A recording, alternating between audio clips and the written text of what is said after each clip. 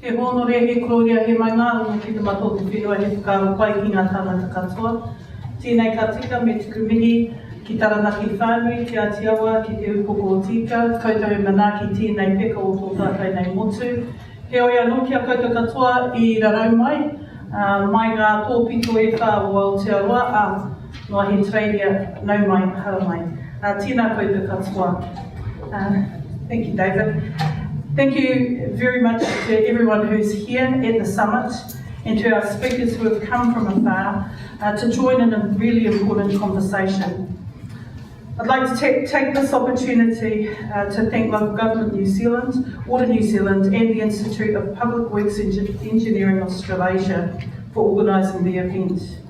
It's a really important time and juncture in the conversation around the water space and all the issues. Our government sees the three water system as crucial for the health, well-being and prosperity of our communities. However, the system faces some significant challenges. Over the next 2 days, speakers will talk about these challenges in detail. The Honourable Lynn Stevens, QC, will talk about the findings of the Havelock North Inquiry. Helen Wynne and Malcolm Alexander will talk about funding challenges and we'll get some insight from experiences overseas. We'll also hear about possible solutions. Marcus Rink will talk about the United Kingdom's arrangements for regulation. We'll hear from a number of speakers about different models for service delivery, from Wellington Water to Watercare to the Tasmanian experience, from Mike Brewster. I want to thank our overseas guests in particular for coming here and sharing their expertise. We have much to gain by looking further afield and how they've met some of these challenges that we are now discussing. In working towards solutions, what is clear is that this is a conversation we need to have together. Neither central nor local government can address these issues alone. The conversation we will have over the next 2 days is essential to the journey we are about to take. If we engage in the right conversation with a strategic view in mind, we may just reach our destination in good order. So what are the key challenges? The three water system as a whole is one of New Zealand's critical sectors. It provides fundamental building blocks for our communities, towns and cities.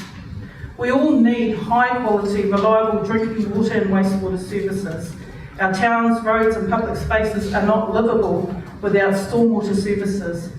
Our environment depends upon water's infrastructure services, particularly our streams, rivers, beaches, and future-proofing those services.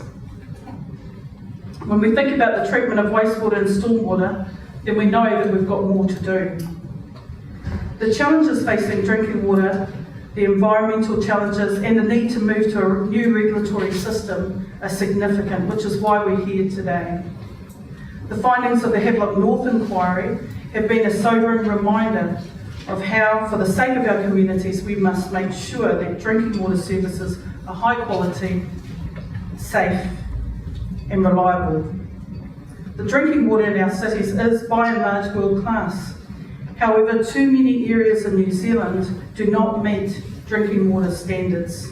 And as our communities get smaller, the level of compliance drops to around about 25%. The inquiry has made significant recommendations, both to overhaul regulation and also to change how services are provided. This is, as I said previously, an important conversation that we must have together. We need a step change to minimise the risk of a repeat of the tragic outcome of Havelock North happening again. DIA has commissioned a report from Becca on the cost to upgrade drinking water infrastructure and to meet key recommendations made by the inquiry. This report is available on the Three Waters website.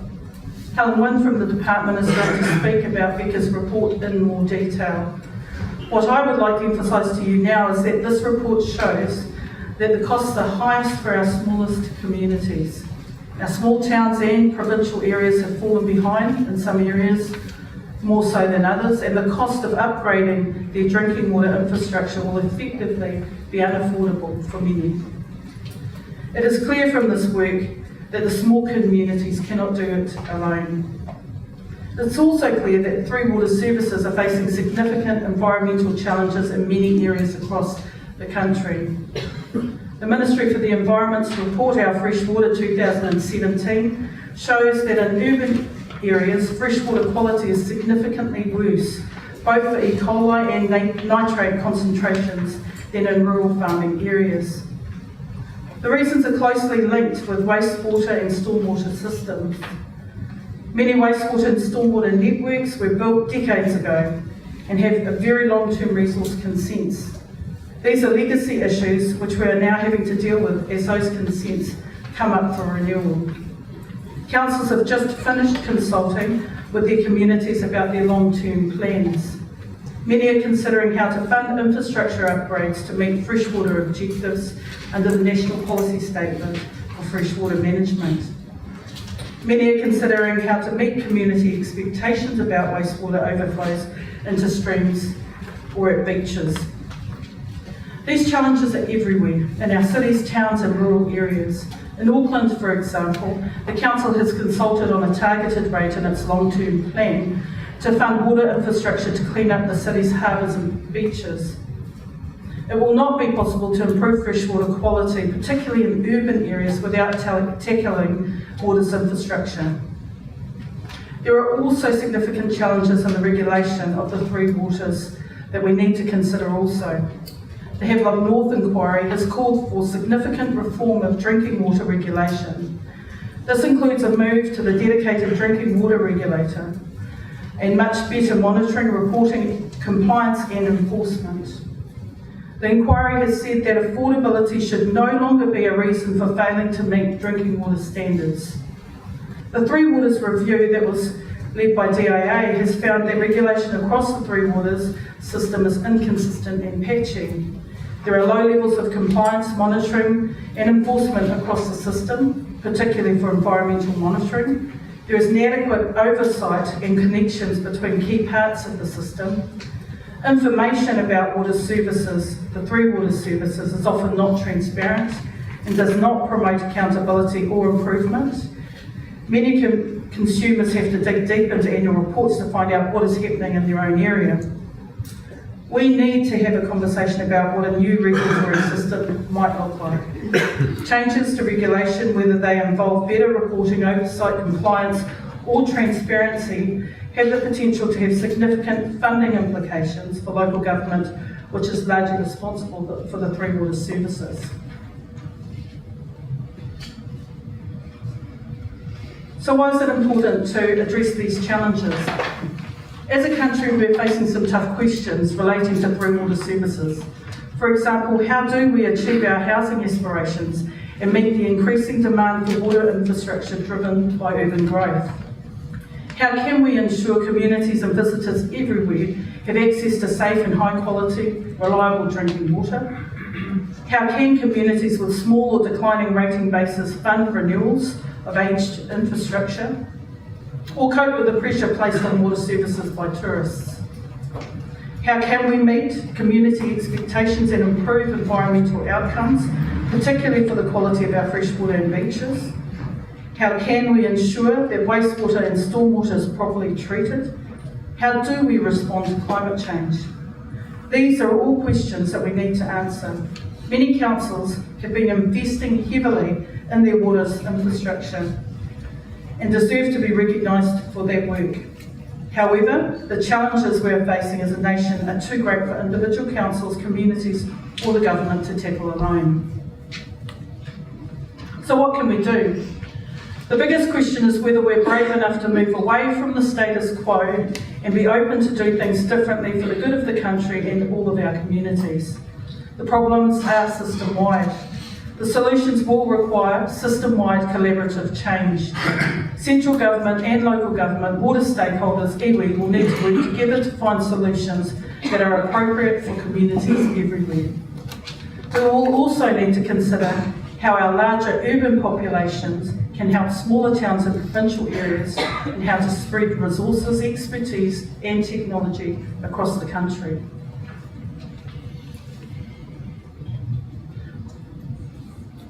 On the issue of regulation and service delivery, we need to look both at regulation and service delivery arrangements.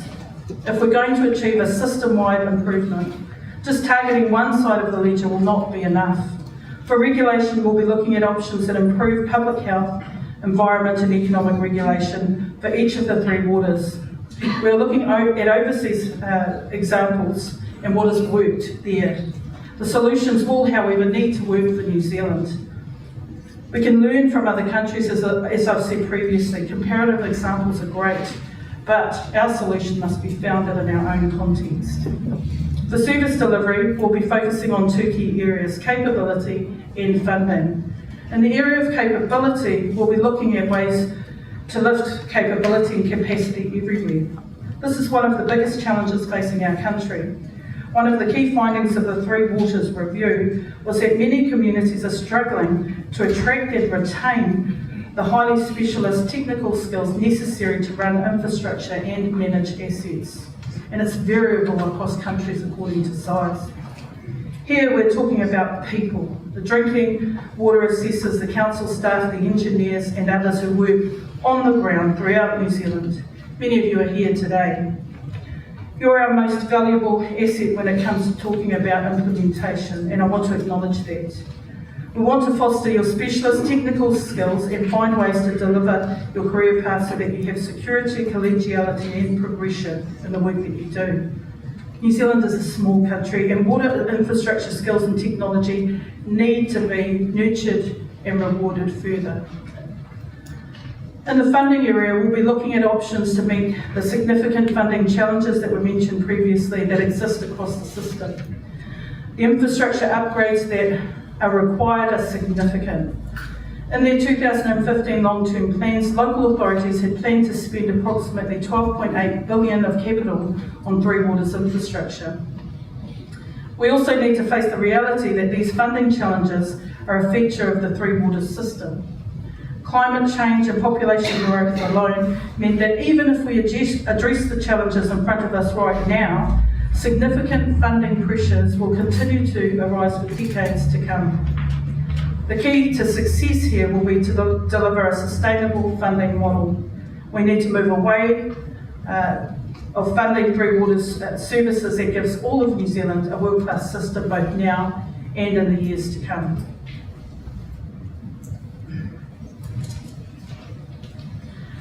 The Havelock North Inquiry recommended aggregated, dedicated water providers, and this is something we're exploring. This would be one way to lift capability and provide a more sustainable funding model, and it has been something that many overseas countries have adopted with very good results. There are no predetermined solutions, however. There are a range of different options within this proposal, and we want to have an open conversation and engage you about how a solution like this might work. There are some bottom lines for the government that I want to be very clear about. All options will ensure continued public ownership of existing infrastructure assets. We also need to investigate a full range of ways that we can ensure that local authorities and communities continue to be involved in whatever model we choose. I'd like to hear from local government in particular about this matter. A critical part of successful change will be determining how local government continues to be involved in the governance of water assets and what the links are with broader council planning.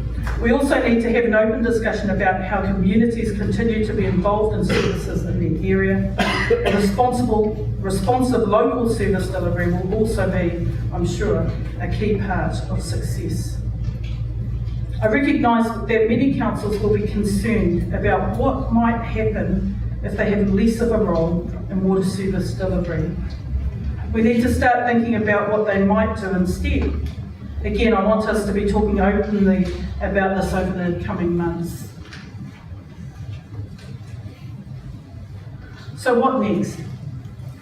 We'll continue to work closely with the sector. I've already met with National Council of Local Government New Zealand and had a very productive session. And as the comments have been made previously, this is a wide-ranging conversation out in the front. There will be many more opportunities for engagement over the coming months. I want to thank the sector for taking up this leadership opportunity. Central government, local government, the water industry, iwi, everybody all need to provide leadership in this area. We have a real opportunity before us. With the right conversations and the willingness to work together, we have the potential to achieve solutions that will be long-lasting, future-proofed and benefit our communities and the country as a whole. We've set up a reference group with LGNZ that will meet for the first time in a few weeks and then regularly after this. Water New Zealand have been working with DIA in a highly productive way, and I want to thank all levels of Water New Zealand for that. There will also be engagement with iwi and Māori over the coming months as tangata whenua have a strong interest in freshwater and in this area. For central government, I've convened a large group of ministers with a broad range of interests in water's infrastructure to help lead this work. These ministers are all invested in this work program, and you need to be assured of that.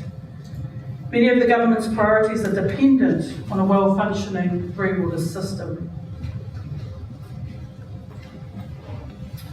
So in terms of timing, I want to emphasise that we're still at the conceptual policy stage.